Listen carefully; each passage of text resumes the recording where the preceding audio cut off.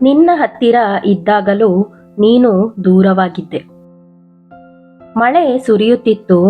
ಆ ಮಳೆ ಜೋರಾಗಿರಲಿಲ್ಲ, ಆದರೆ ಹೃದಯದೊಳಗೆ ಹಾಗೆ ಸುರಿಯುತ್ತಿತ್ತು. ನೈನಾ ಕಿಟಕಿಯ ಬಳಿ ನಿಂತಿದ್ದಳು. ಗಾಜಿನ ಮೇಲೆ ಹನಿಗಳು ನಿಧಾನವಾಗಿ ಜಾರುತ್ತಿದ್ದವು.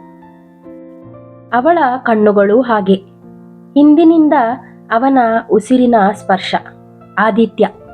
ಅವನು ತುಂಬ ಹತ್ತಿರ ನಿಂತಿದ್ದ, ಆದರೆ ಅವನ ಮನಸ್ಸು ದೂರ.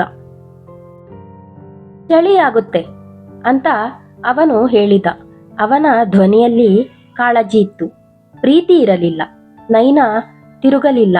ಅವಳಿಗೆ ಗೊತ್ತಿತ್ತು, ಒಮ್ಮೆ ತಿರುಗಿದರೆ ಅವಳ ಕಣ್ಣುಗಳು ಅವನನ್ನು ಬೇಡಿಕೊಳ್ಳುತ್ತವೆ ಎಂದು. ಮದುವೆಗೆ ಮೊದಲು ಆದಿತ್ಯ ನೈನಾಳ ಕೈ ಹಿಡಿದಾಗ ಅವಳ ದೇಹ ನಡುಗುತ್ತಿತ್ತು. ಅದು ಆಸೆ ಅಲ್ಲ, ಅದು ಸುರಕ್ಷತೆ. ಅವನು ಅವಳ ಕಿವಿಯ ಬಳಿ ನಿಧಾನವಾಗಿ ಮಾತನಾಡುತ್ತಿದ್ದ. ಆ ಉಸಿರಿನ ತಾಪವೇ ಅವಳಿಗೆ ಪ್ರೀತಿಯ ಅರ್ಥ. ಅವರು ಹತ್ತಿರ ಇದ್ದಾಗ ಮಾತು ಬೇಡವಾಗುತ್ತಿರಲಿಲ್ಲ, ಮೌನವೇ ಸಾಕಾಗುತ್ತಿತ್ತು. ಮದುವೆಯಾದ ಮೇಲೆ ಆದಿತ್ಯ ಬದಲಾಗಲಿಲ್ಲ. ಅವನು ಮಾತ್ರ ನಿಧಾನವಾಗಿ ದೂರ ಸರಿದ. ಅವನು ಅವಳ ಹತ್ತಿರ ಮಲಗುತ್ತಿದ್ದ, ಆದರೆ ಅವಳನ್ನು ಮುಟ್ಟುತ್ತಿರಲಿಲ್ಲ. ನೈನಾ ಅವನ ಬೆನ್ನಿನತ್ತ ತಿರುಗಿ ಅವನ ಉಸಿರನ್ನು ಕೇಳುತ್ತಾ ಮಲಗುತ್ತಿದ್ದಳು.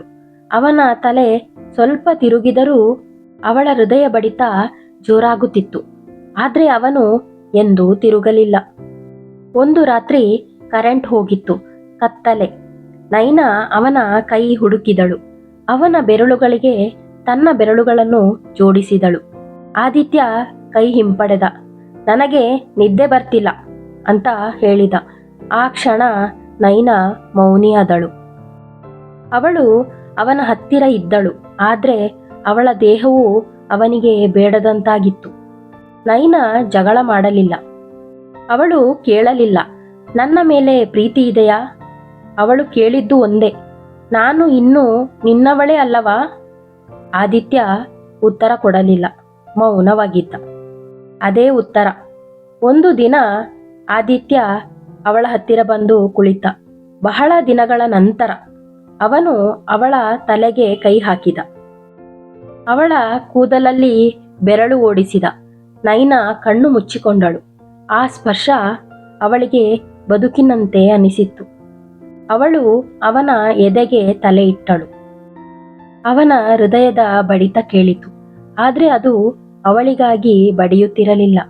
ಆ ರಾತ್ರಿ ಅವರು ಹತ್ತಿರ ಇದ್ದರು, ದೇಹದಿಂದ ಅಲ್ಲ, ನೆನಪಿನಿಂದ. ಬೆಳಿಗ್ಗೆ ಆದಿತ್ಯ ಎದ್ದಾಗ ನೈನಾ ಮನೆಯಲ್ಲಿರಲಿಲ್ಲ. ಹಾಸಿಗೆ ಮೇಲೆ ಅವಳ ವಾಸನೆ ಮಾತ್ರ. ಟೇಬಲ್ ಮೇಲೆ ಒಂದು ಪತ್ರ. ನಿನ್ನ ಹತ್ತಿರ ಇದ್ದಾಗ ನಾನು ಹೆಣ್ಣಾಗಿದ್ದೆ.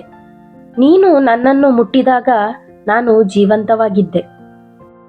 ನೀನು ಮೌನವಾದಾಗ ನಾನು ನಿಧಾನವಾಗಿ ಸತ್ತೆ. ಪ್ರೀತಿ ಇಲ್ಲದೆ ಹತ್ತಿರ ಇರೋದು ಅತಿ ದೊಡ್ಡ ಶಿಕ್ಷೆ. ನೈನಾ.